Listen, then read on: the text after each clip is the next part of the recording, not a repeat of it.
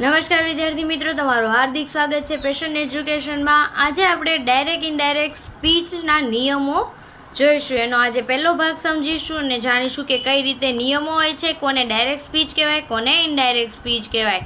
તો સૌપ્રથમ એની વ્યાખ્યા આપણે જાણીએ કે જ્યારે બે કે તેથી વધુ લોકો એકબીજા સાથે સીધી જ આમને સામને ફોન ઉપર વાત કરતા હોય તો તેને ડાયરેક્ટ સ્પીચ કહેવામાં આવે છે।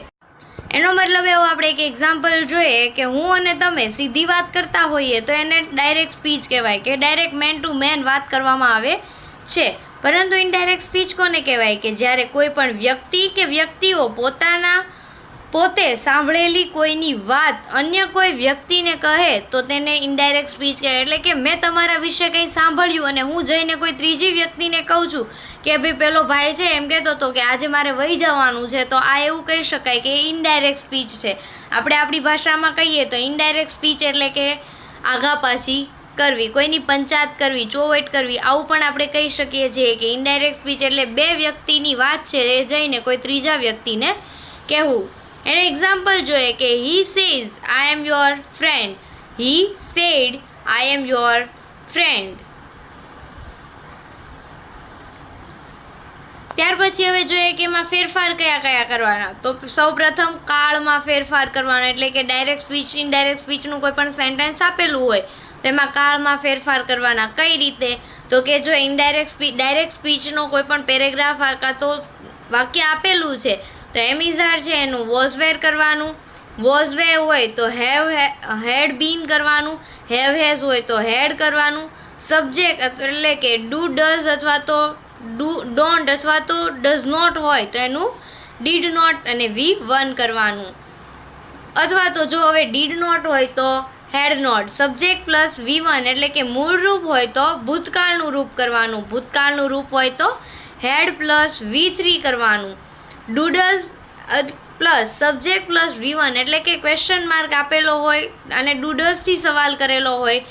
તો જ્યારે પણ તમે અહીંયા એક વસ્તુ યાદ રાખવાનું કે જ્યારે ઇનડાયરેક્ટ સ્પીચમાં તમે કન્વર્ટ કરો છો ત્યારે સવાલને હંમેશા વિધાન વાક્યમાં કન્વર્ટ કરવાનું હોય છે। તો જ્યારે પણ વિધાન વાક્યમાં કન્વર્ટ કરો છો ત્યારે સબ્જેક્ટ પ્લસ વી2 રાખવાનું। જો તમને ક્વેશ્ચન ડુ ડઝ ડીડથી પૂછેલો હોય ત્યારે ડીડ હોય તો હેડ વી3, શેલ વિલ હોય તો શુડ વુડ, કેન મે હોય તો કુડ માઇટ, મસ્ટ હોય તો હેડ ટુ।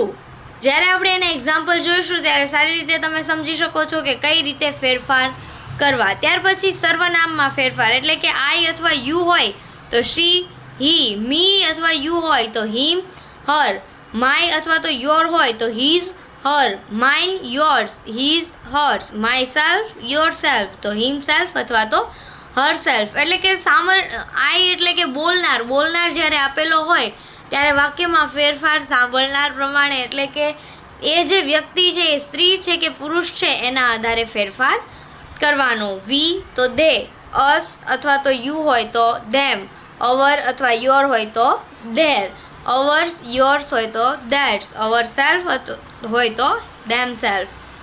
ત્યાર પછી સમયદર્શક શબ્દ, કોઈ પણ વાક્ય હોય એટલે એમાં સમયદર્શક શબ્દ આપેલા હોય છે। તો હિયર, ધેર, નાવ, જસ્ટ તો then, this, that, this, those, today, that day, tomorrow, the next day હોય તો ધ ફોલોઈંગ ડે, યસ્ટરડે હોય તો the previous day, the last day હોય તો ધ ડે બિફોર, ટુનાઇટ તો that night, the last week that night, ago, before, thus, so. આવી રીતે તમારે અત્યારે અહીંયા આજના વિડીયોમાં મેં તમને 3 ફેરફાર શીખવાડેલા છે। પહેલું તો કે કાળમાં ફેરફાર, બીજું સમયમાં ફેરફાર અને ત્રીજું સર્વનામમાં ફેરફાર। આ 3માં ફેરફાર કરવાના હોય છે। આગળના વિડીયો માટે આગળના નિયમો છે જે આગળના વિડીયોમાં હું બતાવીશ। Thank you for watching.